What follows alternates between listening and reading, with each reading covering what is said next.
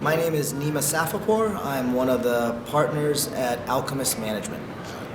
We represent Rory McDonald, Stefan Struve, Brendan Schaub, Vladimir Matyushenko, Jorge Rivera. We currently have about 27 fighters in the UFC and Strikeforce. That's an interesting story. I'm an attorney by trade. I was a real estate and corporate attorney before I got into the MMA business. And if you look at the people that have gotten involved in the MMA business, most of them have gotten involved by way of accident, and I was no different. I had no athletic ability growing up as a child, and I couldn't play any team sports, so as a result of that, I gravitated towards the martial arts. And as a kid, I started doing martial arts, and about when I was 17, 18 years old, I started practicing Brazilian Jiu-Jitsu. I was also a full-time student, and I grew up in San Francisco, so I went to my undergraduate at UCLA in Los Angeles, did my law degree at Columbia University out in New York, and I lived in Brazil on and off during those years as well. And everywhere I went, I always found a jiu-jitsu school to train at, just for fun, as a hobby. And I never thought about making a career out of it. I never thought of it as anything else, as a really passionate hobby of mine. But unbeknownst to me, I made a network of friends over the course of the last 15 years that were fighters. And then it was about 4 years ago, I was having dinner with a mutual friend of ours, and Anthony Hardonk was there. And it was the first time we met, and at the time Anthony was fighting in the UFC. And we started talking. I was practicing law, and I was in the real estate business at that time. And we started talking about mixed martial arts, and Anthony was like, after about half an hour, he said, I'm sitting there in a suit and a tie, and he looks at me and he goes, "How do you know so much about mixed martial arts?" And then I went ahead and gave him my story. And then I saw my friend and him, they kind of looked at each other and they got like a little bit of a twinkle in their eye. And they said, well, you know that he's a free agent, right?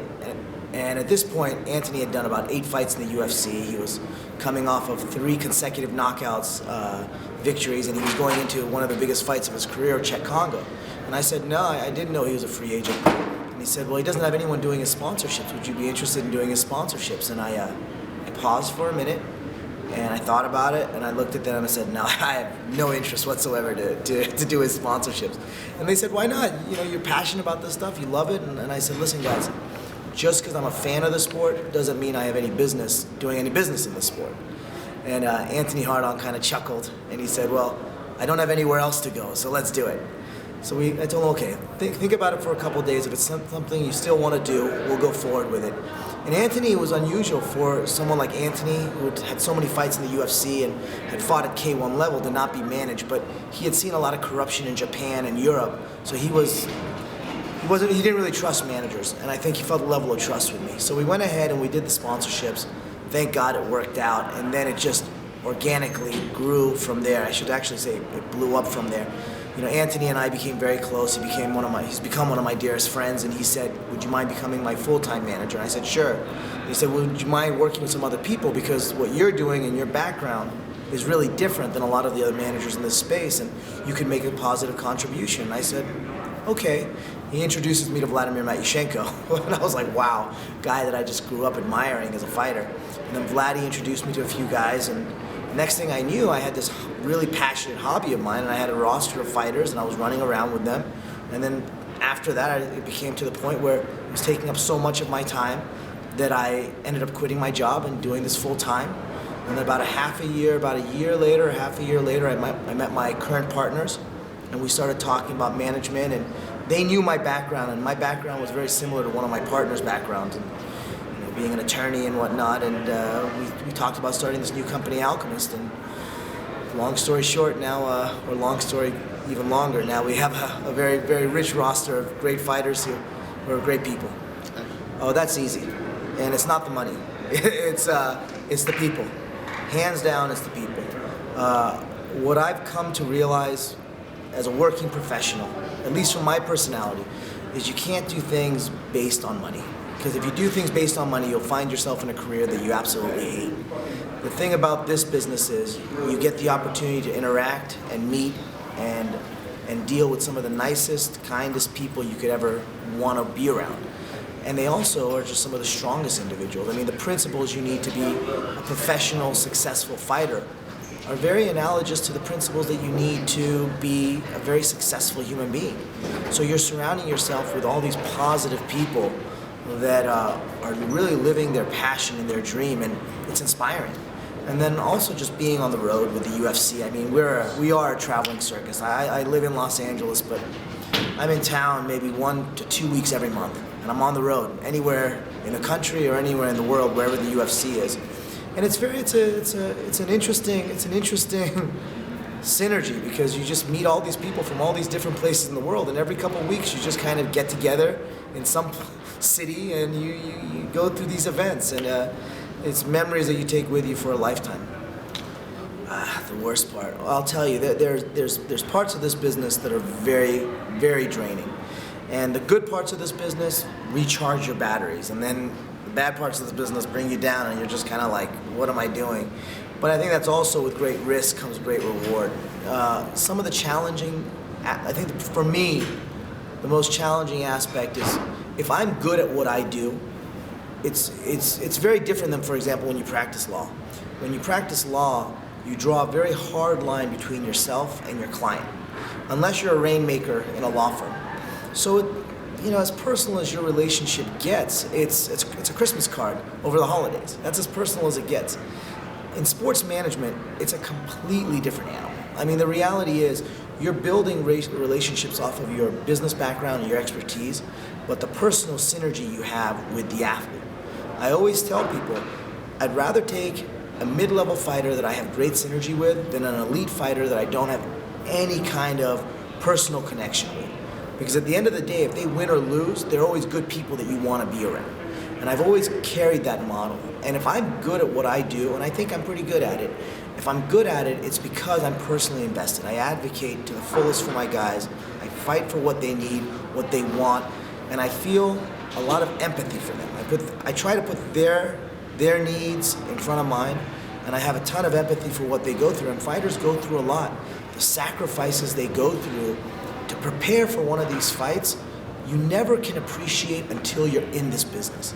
Staying away from their families, the financial challenges faced with growing up in a promotion and being a pro athlete, the injuries, the setbacks. And to see these guys overcome, it's inspiration for me. Again, it's being around a positive peer group. But when you see the guys put that much effort into it, and then they come away from a loss or they come away from a setback, that's a challenge. Not because of the financial consequences to that, because that's a business thing, and I can disconnect myself from that. But because I'm so invested in my guys as friends, as human beings, that's a challenge. But again, that's also a part of being a team and having that infrastructure around these guys, so they know that when they win, you're next to them, and when they lose or they're dealing with a challenge, you're also next to them. Win, lose, or draw, you're together as a foundation. And I think that's where some managers in this business lose their place, because they think about putting themselves in front of the camera rather than their athlete in front of the camera. They think about the money and the fame. This is probably one of the few times I've gone in front of a camera talking about myself. But I think I'm doing it because I think it's a positive contribution to the industry, and I think it's important for not only the fans but also the athletes to see that this is the kind of mentality you should have with not only your coaches and your family members, but also the managers that are dealing with your daily affairs. I mean, the kind of relationship that a manager needs to have with a fighter, it has to be, at its core, it has to be very deep and very confidential. Because in order for me to be able to manage a process, I have to know everything about my fighter. I have to know when he's feeling strong, when he's feeling weak, if he had an argument with his girlfriend, if he's having tax problems, if he had some run-in. I have to know everything, and when you have to exchange that kind of information with someone, there needs to be a strong level of personal trust, and that's something I take very seriously. It's a good question, but here's the problem. I grew up with zero athletic ability, so I never followed any other sports except for martial arts and mixed martial arts. I mean, at my core, it's very funny, I'm a sports agent, and the only sport I know of is MMA. You ask me, even the most profound and well-known football players and basketball players. I don't know who they are. Maybe David Beckham. I've heard of him. you know, I've heard of. Is there some football player called Eric Owings or no? So I don't know. I don't even know any football players. So I can't think. I'll tell you this. Maybe I would see myself involved in sports that don't have a lot of money involved, but a sport that really I find exciting, like snowboarding or surfing or something that could keep me outdoors and just keep me with people that are really just living an amazing lifestyle. Because the other ones, I don't even know what they mean. I haven't really seen a misconception, to be honest. I mean, what I see is a company with a very clean reputation. We do our best to be ethical, to treat our guys well, to maintain very solid relationships with the sponsors and the promotions, to do what we say we're going to do. I don't really see, I think if anything at all, what we've shown in our history of being in this business is that we fight for our clients, whether that's, in our interest, in our personal interest or not, whether it makes us look like the good guy or not. I can tell you misconceptions I've seen about the industry. I can tell you misconceptions I've seen about management in general. I've seen misconceptions where people say managers don't add value, and I say, yeah, they do. Managers add a lot of value because managers are the ones that are supposed to get in there the same way as coaches and make you look at a situation from a different angle, help you look at a situation without a lot of emotion, without, to objectify things. There's a misconception in this industry that all managers are opportunists or all agents are opportunists, and I'll say I've seen some that are, and I've seen some that are really qualified. There are some that are, that have similar professional and academic backgrounds as my partner and I have, for example, and are in there for the right reasons. Hopefully, I haven't heard too many negative things about Alchemist, but so far I think we're doing okay. Knock on wood. I talk to all my guys fairly evenly, and with that being said, I talk to them a lot, each one of them a lot. Again, practicing law and practicing sports management, at least in the MMA space, is very, very different. And the way that it's different is that when I was practicing law, I would be doing 4 or 5 different projects, anywhere from 10 to 15 hours a day, and I would consume myself with those projects. With sports management, I'm working the same amount of hours that I worked before. I'm traveling far more than I've ever traveled in my life, but my days are filled with 10 to 20 minute tasks that take up 10 to 15 hours of my day. So as a result of that, I try to stay close to. Sometimes you speak to some of your clients more than others when it's closer to their fight. But I try to set up meetings so I'm talking to my guys regularly. Now keep in mind, in my company, I'm the guy who's seen as the guy who's, got the national fighters, but I'm also working with the fighters from abroad. So I have fighters in Brazil, I have fighters in Europe, and thank God for technology, thank God for Skype and WhatsApp, because now I'm in a position where I can stay in touch with these guys on a regular basis. And Jared Hammond's got so much energy. I mean, he wants to go. He doesn't want to even take a time off. We gotta with this guy, after he fights, we gotta slow him down and say, just take a week off. And he's got a lot of energy. The relationship with the promoters has to be good. And the reality is, what I found in business, whether it's in the MMA business or in the corporate sector or in the real estate sector, is that you have to deal with your business affairs, you have to objectify it, but you also have to humanize the people that you're working with on the other side. At the end of the day, everyone is a human being, and everyone has a set of goals and objectives related to their responsibilities. Now, whether it's a sponsor or a promoter, or even my fighters, but more importantly to the sponsors and the promoters, I know that they've got a set of goals that they need to accomplish, and I know certain fighters mean certain different things for a particular promotion.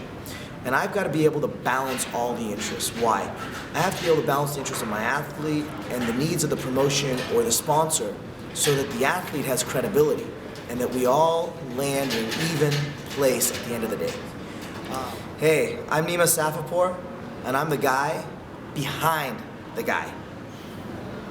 That guy.